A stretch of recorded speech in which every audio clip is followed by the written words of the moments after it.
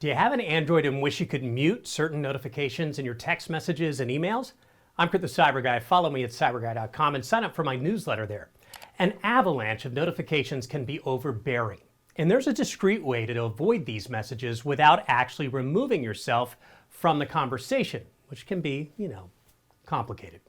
Well, here's how to do it. We're going to mute text message notifications. Open the messaging app, then choose the conversation you want to mute. In the top right corner, tap the three dots. Tap Group Details, then hit Notifications. Tap Silent. To mute email messages, open the Gmail app. Click on the email chain that you want to mute. In the top right corner, tap the three dots, then tap Mute.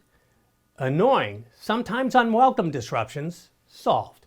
More quick tips at cyberguy.com. Are you getting my free newsletter? Get it right here by clicking the red button.